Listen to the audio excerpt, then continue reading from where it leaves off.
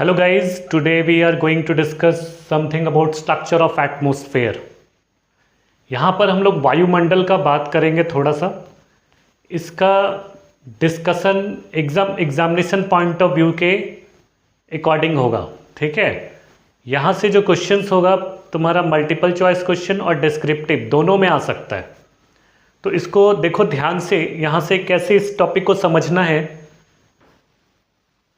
जो structure of atmosphere है ना, ये टीजीटी और पीजीटी एग्जाम में कैसे पूछा जाएगा इसको ध्यान से देखो.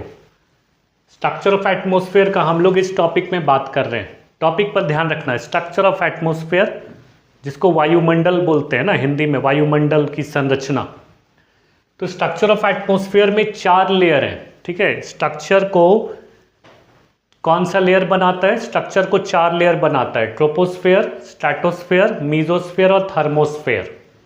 ठीक है, पहले तो ये क्लियर कर लो कि ट्रोपोस्फेयर स्ट्रक्चर ऑफ एटमॉस्फेयर में 4 लेयर होता है. There are 4 layers in our structure of atmosphere. We are not talking about composition.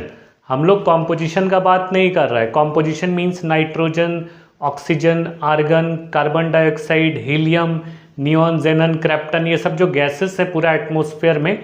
You can do it from NCERT also. उस पर हम लोग नेक्स्ट टॉपिक में बात करेंगे. यहाँ पर हम लोग सिर्फ बात कर रहे हैं स्ट्रक्चर ऑफ एटमॉस्फेयर की, not about composition. Mind it. ये क्लैरिटी के साथ तुम लोग पढ़ेगा तो तुम्हारा 100% सिलेक्शन हो जाएगा. आई एम टेलिंग यू, ये क्लैरिटी का रिक्वायरमेंट है. बहुत ज़्यादा क्लैरिटी चाहिए, क्योंकि क्वेश्चंस क्या हो रहा है कि बहुत सारा रिपीट होता है लेकिन उसमें सेंटेंस थोड़ा चेंज कर देता है. सेंटेंस चेंज कर देने से स्टूडेंट्स क्या होता है, एग्जामिनेशन हॉल में जाके थोड़ा कंफ्यूज हो जाता है. क्यों? क्योंकि सेंटेंस वो वाला नहीं है जो बहुत पहले पूछा था या किताब में, थोड़ा चेंज कर दिया. इसलिए क्लैरिटी बहुत ज़रूरी है, सो दैट अगर कुछ चेंज भी करता है सेंटेंस में, क्वेश्चन में, तो तुम उसको ईजिली कैच कर पाएगा. है ना. तो देखो कैसे होता है. ये इस एटमॉस्फेयर में 4 स्ट्रक्चर है, यानी 4 लेयर है. ट्रोपोस्फेयर, स्ट्रेटोस्फेयर, मीजो और thermosphere. Okay, and you should know that what is the height of each and every layer. इसका हाइट कितना है? 14 किलोमीटर ट्रोपोस्फेयर का, फिर 50 किलोमीटर तक स्ट्रेटो, 80 किलोमीटर तक मीजो और 1000 किलोमीटर तक थर्मोस्फेयर. ठीक है, तो ये 4 लेयर को हम लोग अभी डिस्कस करेंगे, जिसमें सबसे पहला लेयर स्टार्ट करते हैं, that is troposphere. So let's see troposphere. ठीक है, ट्रोपोस्फेयर को हम लोग सबसे पहले डिस्कस करेंगे. तो ट्रोपोस्फेयर का हाइट कितना है? What is the height of troposphere? As you know, troposphere का जो हाइट होता है वो है 0 to 14 kilometre. Minded, 0 to 14 kilometre is the height of troposphere. अब इसको याद रखना है, एवरेज हाइट है ये, एवरेज हाइट है ना. 13 किलोमीटर कहीं कहीं लिखा हुआ है एनसीईआरटी वगैरह में. तो 13 किलोमीटर लिखा है, लेकिन अगर ऑप्शन में तुम्हारा 13, 14 दोनों तो हो नहीं सकता. इधर 13 होगा, 14 होगा. 14 is the most logical. 13 NCERT वगैरह में भी कभी कभी दिया रहता है, तो दोनों में से एक ही ऑप्शन होगा. हम लोग अभी मान के चलते हैं 14 आइडियल. ठीक है, what is the height of troposphere? 14 kilometre. ये जो 14 किलोमीटर का ट्रोपोस्फेयर है, it is again divided into 2 layer. Minded, troposphere भी 2 लेयर में डिवाइड है. नीचे का 2 किलोमीटर, ठीक है, 0 से 2 किलोमीटर का जो नीचे का लेयर है 14 किलोमीटर के अंदर ही, this is known as frictional layer. Mind it, इसको क्या कहते हैं? फ्रिक्शनल लेयर बोलते हैं. Okay, why? Because in the lower 2 kilometre you are having various types of mountains, plateaus, trees, isn't it? Buildings, towers, and winds are what? Winds are facing trouble, isn't it? Winds are facing friction. तो इसमें wind जो blow होता है smoothly blow नहीं होता है because of such obstacles. यहाँ पर बहुत सारा ऑब्स्टिकल्स है. कहाँ पर? 0 से 2 किलोमीटर का एरिया में. Because of these obstacles winds are not blowing smoothly. उसमें ऑब्स्टिकल होता है, फ्रिक्शन होता है. That's why 0 to 2 kilometre of the troposphere is known as frictional layer. Minded, because winds are facing friction here. Winds क्या करता है यहाँ पे? विंड्स को फ्रिक्शन महसूस होता है, फ्रिक्शन फील होता है. That's Y it is frictional layer, isn't it? अब ये हम लोग जान गया. ये दूसरा इंफॉर्मेशन हुआ. ट्रोपोस्फेयर का हाइट कितना हो गया, एकदम रिमाइंड कर लो, अभी क्लास में जितना कुछ होगा हम लोग क्लास में याद करते जाएंगे, दोबारा इसके बाद कुछ और करने का ज़रूरत नहीं है, ठीक है। सो माइंडेड, ये सारा फैक्ट्स इंपॉर्टेंट है एग्जाम के लिए। 14 kilometre is the height of troposphere and 0 to 2 kilometre is the height of the frictional layer, that is also known as lowermost लेयर। इसको और क्या नाम दे सकते हैं, लोअर मोस्ट। बट अगर लोअर का बात किया जाए, लोअर का, ओनली लोअर का, तो लोअर कौन है, ट्रोपोस्फेयर, ठीक है। अभी देखा था ना यहाँ पे, देखो लोअर है ट्रोपोस्फेयर, बट लोअर मोस्ट ये ट्रोपोस्फेयर के अंदर में ही लोअर मोस्ट होगा। फॉर एग्जाम्पल फ्रिक्शनल लेयर, ठीक है। तो frictional layer is the lower most layer. Why it is frictional layer, you know already, isn't it? Now see, frictional layer is having maximum density.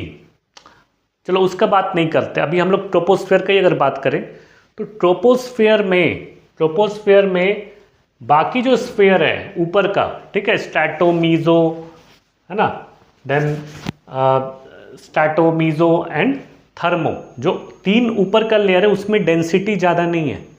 Maximum density, maximum what you can say volume density सब कुछ 14 kilometre में है।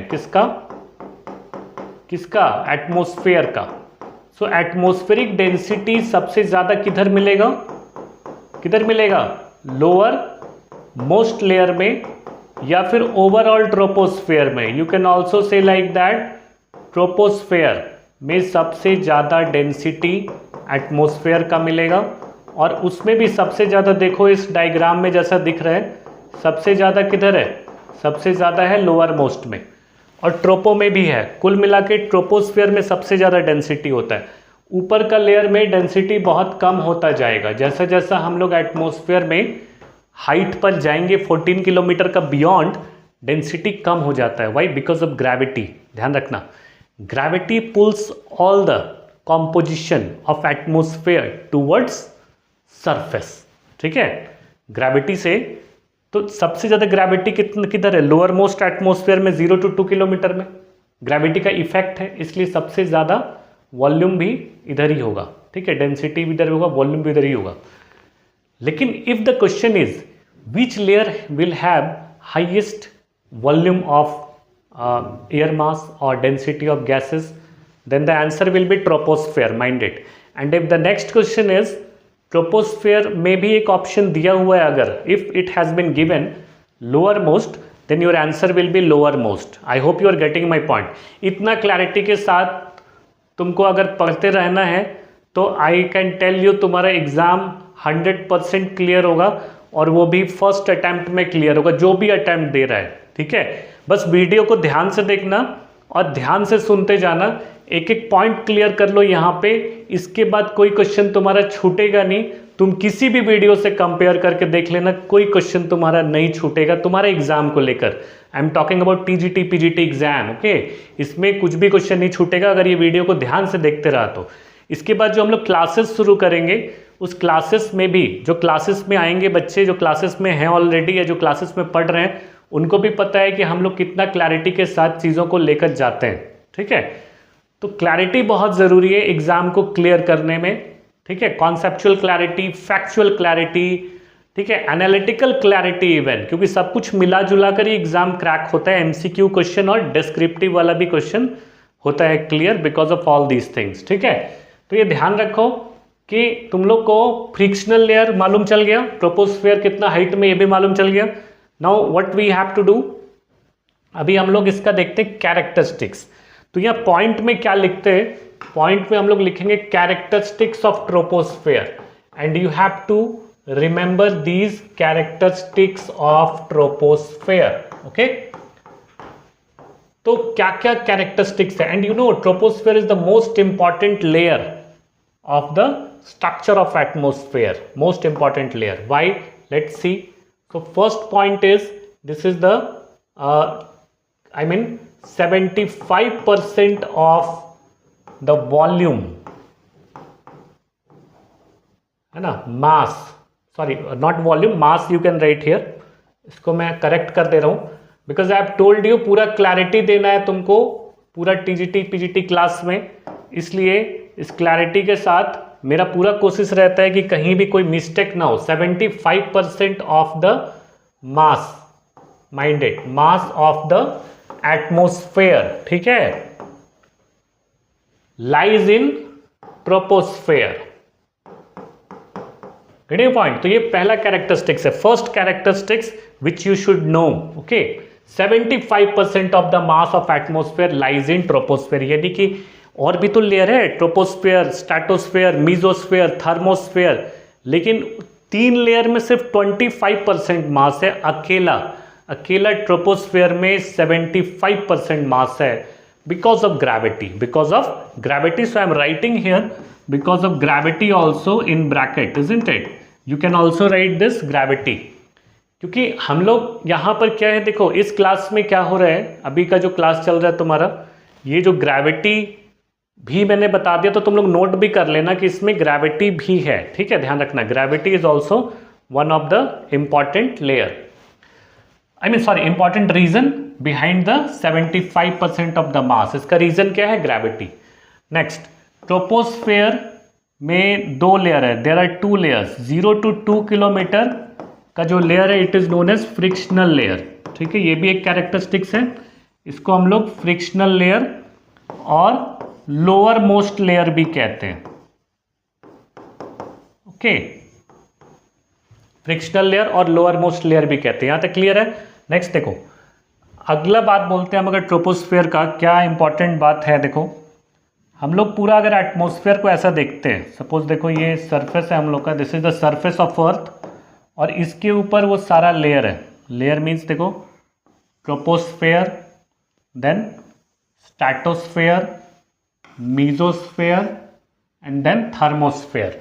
Short में लिख दे रहा हूं मैं, troposphere, stratosphere, mesosphere and thermosphere, TH, thermosphere.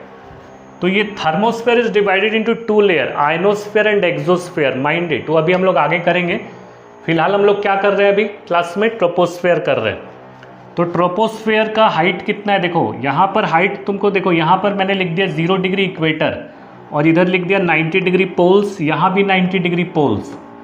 So next question is minded, what is the height of troposphere at equator and at poles? दोनों जगह पर क्या हाइट है, एल्टीट्यूड क्या है? देखो किसका हाइट ऊंचा लग रहा है, इक्वेटर के पास ऊंचा लग रहा है ट्रोपोस्फेयर का हाइट, और पोल्स के पास थोड़ा कम ऊंचा है, कम हाइट का है ना।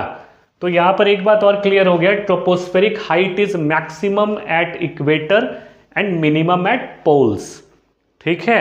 इसका रीजन क्या है, I am telling you what is the reason behind this. ये रीजन भी समझो, क्योंकि इक्वेटर के पास गर्मी ज़्यादा होता है, तो गर्मी ज़्यादा होने से क्या होता है, गर्म हवा भी ज़्यादा होगा, गर्म हवा ज़्यादा होगा तो हल्का होके ऊपर उठेगा, ऊपर जितना ऊपर तक उठता है, ठीक है, उतना ऊपर तक ट्रोपोस्फेयर का हाइट होता है। मतलब देखो इक्वेटर के पास गर्मी ज़्यादा है, गर्मी ज़्यादा मतलब गर्म हवा ज़्यादा है, गर्म हवा हल्का होता है, हल्का होके फैलता है, ठीक है। गर्म हवा लाइट वेट होता है और लाइट होके एक्सपैंड करेगा, फैलेगा तो क्या होगा, ट्रोपोस्फेयर का हाइट ऊंचा हो जाएगा। पोल्स पे क्या है, टेम्परेचर कम होता है, तो वहाँ का हवा इतना गर्म नहीं होता है, कॉम्पेटिवली ठंडा होता है, तो वो एक्सपैंड नहीं करेगा ज़्यादा, वो थोड़ा नीचे रहता है, कॉन्ट्रैक्ट फॉर्म में रहता है। Are you getting my point?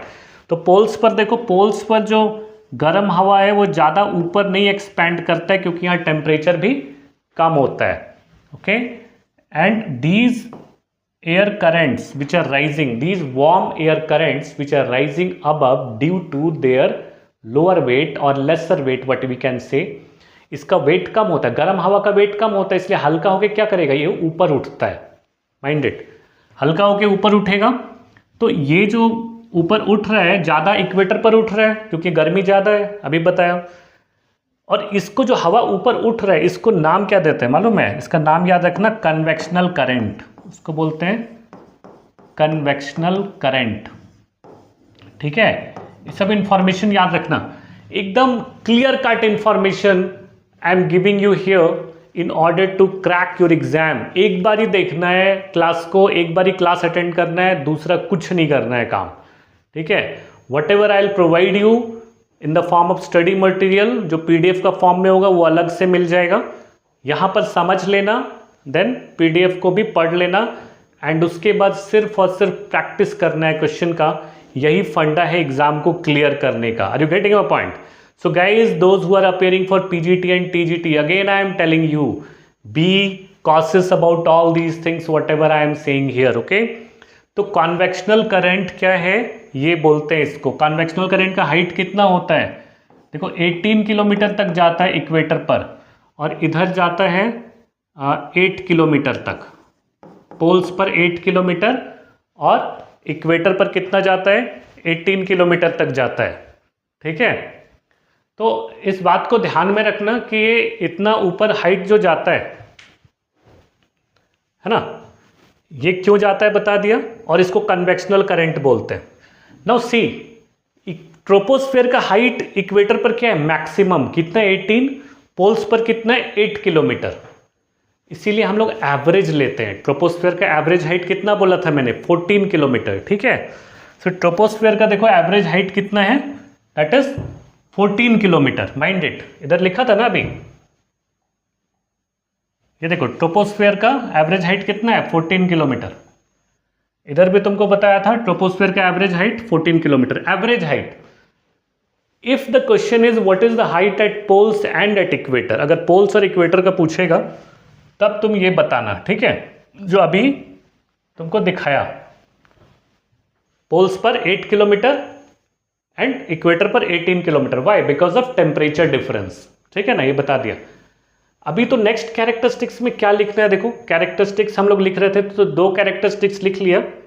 Next characteristics में लिखो, इसका क्या है? This troposphere is also known as convectional zone. Convectional zone भी कहते हैं ट्रोपोस्फेयर को। Why? Because of convectional current, as I have shown you. अभी थोड़ा देर पहले दिखा ना, कन्वेक्शनल करंट, गर्म हवा जो ऊपर उठ रहा था, वो ट्रोपोस्फेयर में होता रहता है। That's why it is known as convectional zone also, ठीक है? Now height at the poles at 8 kilometre and at equator it is 18 kilometre. That's why average is 14 kilometre, okay? ये भी कैरेक्टरिस्टिक्स है। एक बात और याद रखना, जो हम लोग क्लास में डिस्कस कर रहे हैं इसको भी नोट करते जाना, क्योंकि पीडीएफ में थोड़ा सा कुछ डिफरेंट होगा तभी तो कुछ कर पाएंगे। एक ही चीज़ क्लास में, एक ही चीज़ पीडीएफ में, तो उतना मज़ा नहीं आएगा ना। तुम लोग को थोड़ा सा अलग भी इंफॉर्मेशन मिल सकता है जो सिर्फ फैक्चुअल है पीडीएफ में, और कॉन्सेप्चुअल वाला पार्ट हम लोग क्लास में करेंगे ताकि तुम्हारा कॉन्सेप्ट भी डेवलप हो जाए। और जो एसोसिएटेड फैक्ट्स यहाँ पे दिया जा रहा है इसको नोट करते रहना, दिमाग से निकालना नहीं है, रिवीजन करते रहना। तुम लोग नहीं भी करेगा तो हम लोग रिवीजन सेशन भी है इस हम लोग का क्लास में, कि हम लोग आफ्टर एवरी टॉपिक, जो भी टॉपिक खत्म होगा, सपोज क्लाइमेट खत्म किया तो उसका रिवीजन करेंगे, है ना? रिवीजन करने से क्या होगा? हम लोग का प्रैक्टिस भी हो जाएगा और साथ में काम भी हो जाएगा। यानी रिवीजन हो गया तो दिमाग में घुसेगा भी और क्वेश्चन का भी प्रैक्टिस हो जाएगा। रिवीजन हम लोग कैसे करेंगे? एमसीक्यू प्रैक्टिस के साथ। माइंड इट, एमसीक्यू प्रैक्टिस के साथ हम लोग रिवीजन करेंगे, ओके? और कुछ टेस्ट लेंगे जो डिस्क्रिप्टिव होगा, टेस्ट वाला डिस्क्रिप्टिव। इस तरह से हम लोग का स्ट्रैटेजी है। ये बात एकदम भूलना नहीं है, ये मैं क्लास में भी बोल रहा हूँ, अभी भी बोल रहा हूँ, और सबको ये मालूम होना चाहिए कि हम लोग रिवीजन वाला भी सेशन लेंगे। एमसीक्यू के थ्रू एमसीक्यू के थ्रू रिवाइज करेंगे और डिस्क्रिप्टिव क्वेश्चन के थ्रू तुम्हारा टेस्ट होगा, ओके? वेल, तो अभी हम लोग ट्रोपोस्फेयर का बात कर रहे थे, तो अगला नेक्स्ट कैरेक्टरिस्टिक्स ट्रोपोस्फेयर का देखते हैं। देखो ट्रोपोस्फेयर ये है, हम लोग अभी देखा था और भी डायग्राम में, जैसे यहाँ पे देखो दिस इज अ ट्रोपोस्फेयर। तो as we are moving higher in the atmosphere, mind it, as we are moving higher in the atmosphere, जैसे जैसे हम ट्रोपोस्फेयर में ही, ट्रोपोस्फेयर के अंदर में ऊंचा जाते हैं तो टेम्परेचर कम होगा ना ज़्यादा होगा? टेम्परेचर कम होता है, ठीक है? जैसे जैसे हम लोग एटमोस्फेयर में हाइट पर जाएंगे टेम्परेचर कम होता जाएगा, रिड्यूस होगा, लेकिन उसका एक रेट होता है कम होने का, उसको हम लोग बोलते हैं normal lapse rate. Mind it, देखो क्यों टेम्परेचर कम होता है, आई एम टेलिंग यू, क्योंकि देखो जितना भी हम लोग का यहाँ पर देखो ज़्यादा डेंसिटी किधर है? नीचे। तो सन का जो टेम्परेचर होता है ये तुमको मालूम होना चाहिए, यहाँ पर नोट कर लेना कि जो आने वाला रेज है वो शॉर्ट वेव लेंथ होता है, ठीक है। इंसुलेशन वाला टॉपिक में हम लोग पढ़े थे इसको पहले। शॉर्ट वेव लेंथ होता है तो वो ट्रैप नहीं होता है ज़्यादा, ओनली 10%। लेकिन जाने वाला लॉन्ग वेव होता है, लॉन्ग वेव को एटमॉस्फेयर ट्रैप कर लेता है, ठीक है। लॉन्ग वेव को एटमॉस्फेयर ट्रैप करता है and that is known as greenhouse effect. इसी को ग्रीन हाउस इफेक्ट कहते हैं, ठीक है। हम लोग उसको आगे डिस्कस किया था हम लोग इंसुलेशन में। अभी तो हम लोग स्ट्रक्चर ऑफ एटमॉस्फेयर में आ गए। तो ये ध्यान रखना कि अभी इतना ही पॉइंट ध्यान रखो, आने वाला ट्रैप कितना होता है, ओनली 10%, ठीक है। और जाने वाला कितना होता है, 90%। सो वार्मिंग यानी गर्मी यानी टेम्परेचर हम लोग का लोअर एटमॉस्फेयर में अभी जितना भी टेम्परेचर है तुम लोग का क्लास में या क्लास के बाहर, वो जाने वाला से, आने वाला से नहीं। जाने वाला क्या है, लॉन्ग वेव रेडिएशन, ठीक है। तो long wave radiation is responsible for 90% of warming of atmosphere. Mind it, long wave is responsible for 90% of warming of atmosphere because long wave को CO2, ठीक है, और मॉइस्चर ये सब रोक लेता है, लेकिन शॉर्ट वेव को रोक नहीं पाता है CO2 और मॉइस्चर जो हम लोग का एटमॉस्फेयर में है, ठीक है। तो अब बोलो वार्मिंग किस गैस से होता है सबसे ज़्यादा, CO2 से और मॉइस्चर से, जो ह्यूमिडिटी होता है, ठीक है। वही लोग आने वाला को तो नहीं रोक पाता है, लेकिन सरफेस से टकरा के जब वापस जाता है लॉन्ग वेव, उसको रोक लेता है। This is known as greenhouse effect, ठीक है। अभी हम लोग उसको आगे डिस्कस करेंगे डिटेल में। तो यहाँ तुमको क्या अभी है कि जैसे जैसे देखो सबसे ज़्यादा टेम्परेचर ट्रैप किधर होगा, टेम्परेचर ट्रैप तो हुआ जाने वाला, लेकिन किधर होगा, ट्रोपोस्फेयर का सबसे नीचे वाला लेयर में, लोअर मोस्ट में, फ्रिक्शनल में। क्यों, क्योंकि यहाँ डेंसिटी मैक्सिमम है, CO2 का भी डेंसिटी ज़्यादा है। तो जितना ज़्यादा डेंसिटी होगा उतना ज़्यादा ट्रैप करेगा, ठीक है। तो जितना ज़्यादा ट्रैप करेगा वो कहाँ करेगा, नीचे का लेयर में। तो सबसे ज़्यादा टेम्परेचर किधर होगा, सबसे नीचे वाला लेयर में, फ्रिक्शनल लेयर में, ठीक है। ट्रोपोस्फेयर का भी फ्रिक्शनल लेयर में। लेकिन जैसे जैसे वो नीचे का लेयर में गर्मी ज़्यादा होगा, लेकिन जैसे ऊपर का लेयर जाते जाते क्या होगा, वो टेम्परेचर थोड़ा कम होगा, क्योंकि एटमॉस्फेयर का डेंसिटी भी कम है। माइंडेड, एटमॉस्फेयर का डेंसिटी ऊपर जाते जाते कम होता है बिकॉज ग्रेविटी का इफेक्ट नीचे वाला लोअर मोस्ट एटमॉस्फेयर में ज़्यादा होता है, ठीक है। इस पॉइंट को ध्यान से सुन लो, नहीं तो वीडियो को थोड़ा आगे पीछे तुम लोग कर लेना। क्लास के बाद ये वीडियो जो अपलोड हो जाता है, वीडियो बोलने का ये मतलब है जब भी क्लास हम लोग होता है उसके बाद अपने आप ही यूट्यूब पे अपलोड हो जाता है। तो यूट्यूब पे जब अपलोड हो जाएगा तो भी तुम उसको आगे पीछे थोड़ा करके देख लेना, क्योंकि ये क्लैरिटी फर्स्ट और फाइनल है। ध्यान रखना, एग्जाम लाइफ में बार बार नहीं आता है, इस बात को ध्यान रखना। एग्जाम लाइफ में बार बार नहीं आता है, और एग्जाम लाइफ में अगर बार बार आता, इतना टाइम भी नहीं है आजकल हम लोग के पास या दुनिया के पास कि हम लोग बार बार एग्जाम दें। एक ही बार दो और क्लियर करो, माइंड इट, एक बार एग्जाम देना और क्लियर कर देना। I am with you here, ठीक है, मैं तुम्हारे साथ हूं, लेकिन तुमको भी थोड़ा सा मेहनत करना पड़ेगा। कितना, थोड़ा सा, ज़्यादा मत करो, थोड़ा करो।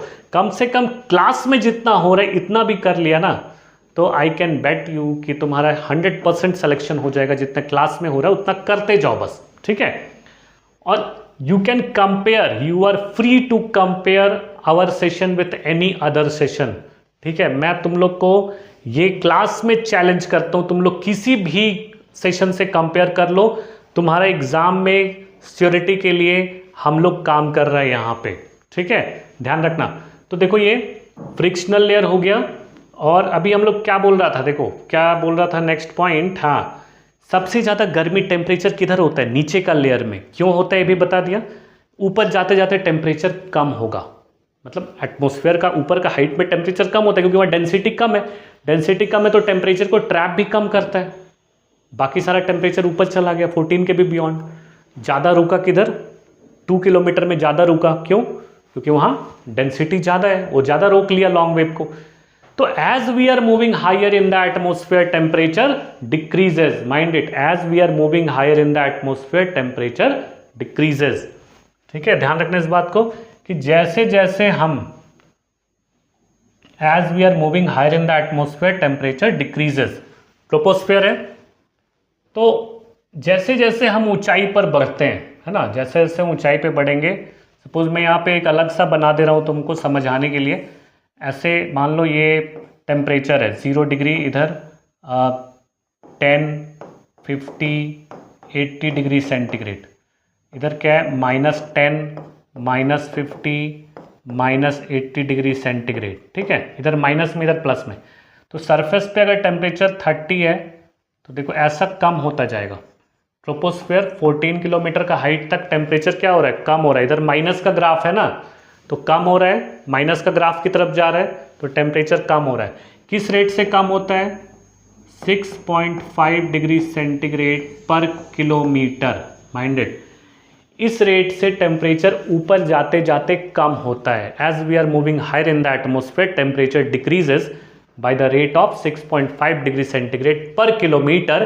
This is known as normal lapse rate. इसको क्या बोलते हैं? Normal lapse rate. Mind it, this is also known as environmental lapse rate.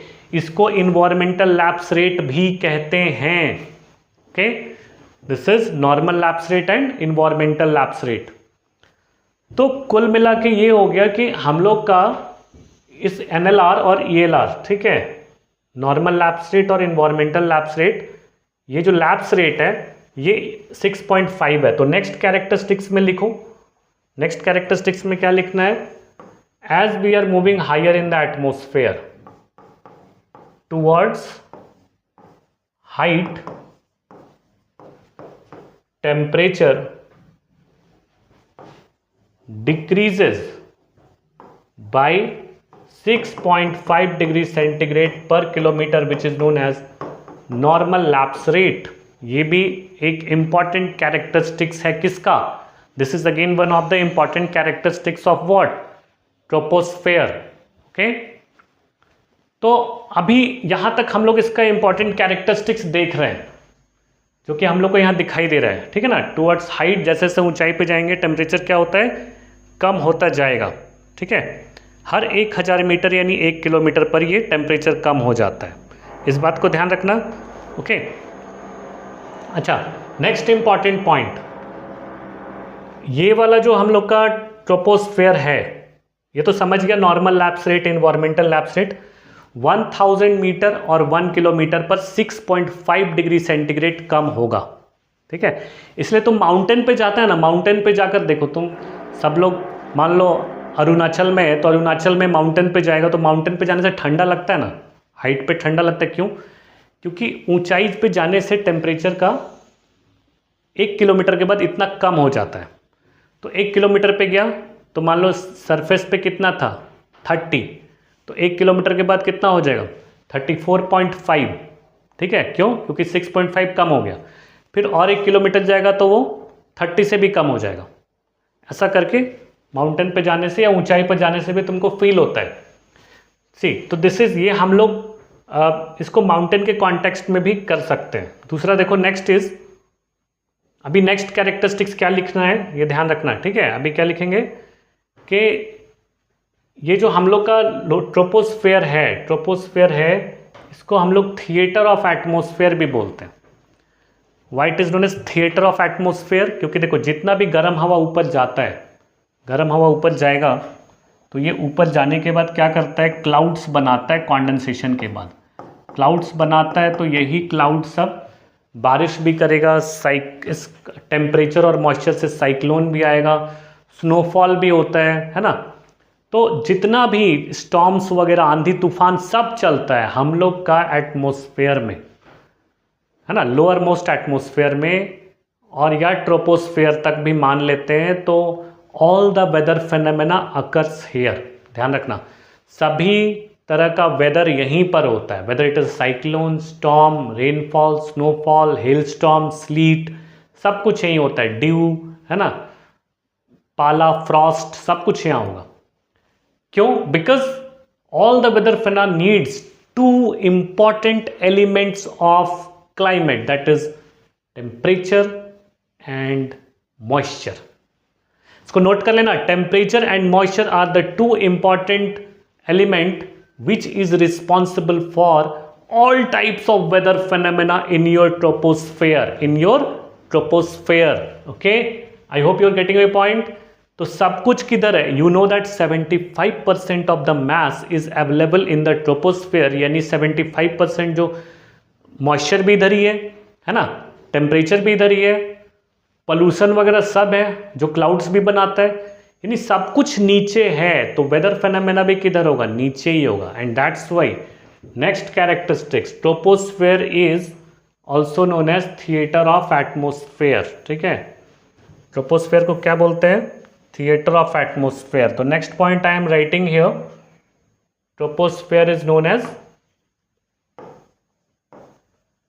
Theatre of the atmosphere. Y?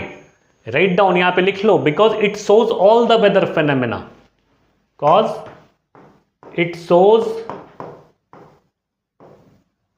All the weather phenomena.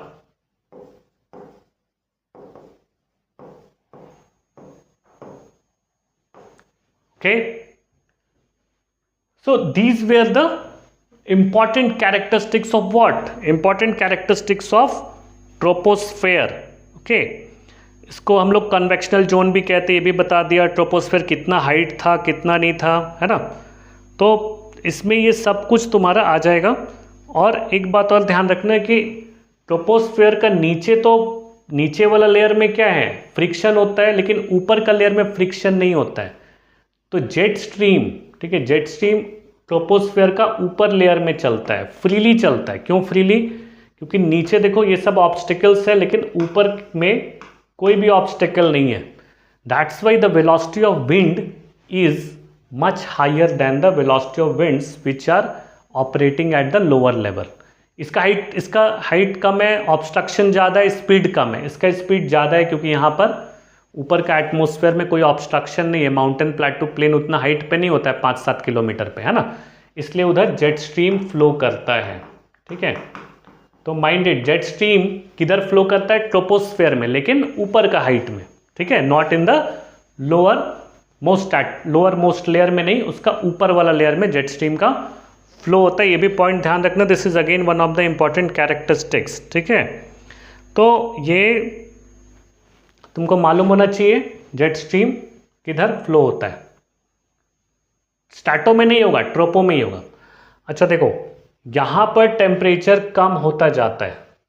Okay, temperature 14 kilometre में कम हो जाता है, कम हो गया, कितना हो गया यहां ध्यान रखना, -80 degree centigrade. Mind it, 14 kilometre को हम लोग ट्रोपोपॉज बोलते हैं। ट्रोपोपॉज क्योंकि यहाँ पर गर्म हवा जो ऊपर मिक्स हो रहा था, गर्म ठंडा ऐसा जो मिक्स होकर कन्वेक्शनल करंट बनाता है, वो 14 के बाद रुक जाता है, 14 के ऊपर नहीं जाता ऑन एन एवरेज 14 के ऊपर नहीं जाता है, वहाँ पे मिक्सिंग स्टॉप हो जाता है। ट्रोपो का मतलब होता है मिक्सिंग, ध्यान रखना, ट्रोपो का मतलब क्या होता है? मिक्सिंग। तो जहाँ पर मिक्सिंग स्टॉप हो जाएगा उसको क्या कहेंगे? Tropopause. So 14 kilometre of the height in the atmosphere is known as tropopause. Pause मतलब रुक गया। ठीक है, ट्रोपोपॉज किधर है? ट्रोपोस्फेयर का जो मैक्सिमम हाइट है वहां पर। और ऐसा कोई लेयर दिखता नहीं है, माइंड इट, ऐसा कोई लेयर है क्या? तुम एटमोस्फेयर में देखो, ऐसा कुछ बाउंड्री है नहीं, है ना। हम लोग इसको एटमोस्फेयर में टेम्परेचर डिफरेंस के अकॉर्डिंग डिवाइड किया ये सब। ठीक है, क्योंकि एटमॉस्फेयर में नीचे से ऊपर तक जाते जाते टेम्परेचर का क्या हो जाता है?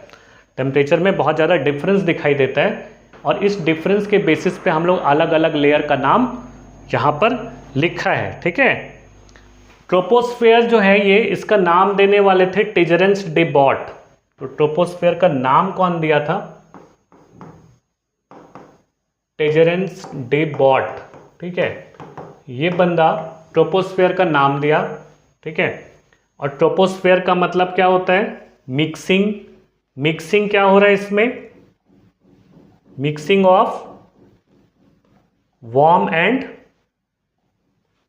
Cold wind. देखो, गर्म हवा ऊपर उठा, फिर ठंडा होके नीचे आ गया, फिर गर्म होके ऊपर उठा, फिर ठंडा होके नीचे आ गया, और ये पूरा साइकिल चलता है। इसको हम लोग कॉन्वेक्शनल साइकिल कहते हैं, जो कि कॉन्वेक्शनल करंट से बनता है। Troposphere is the zone of convectional cycle और कन्वेक्शनल करंट। ठीक है, जहां पर गर्म और ठंडा हवा का मिक्सिंग होता है, दैट्स वाई ट्रोपो नाम ही इसका है। ट्रोपो is because of mixing. 14 kilometre पे स्टॉप हो गया, दैट्स वाई ट्रोपोस्फेयर।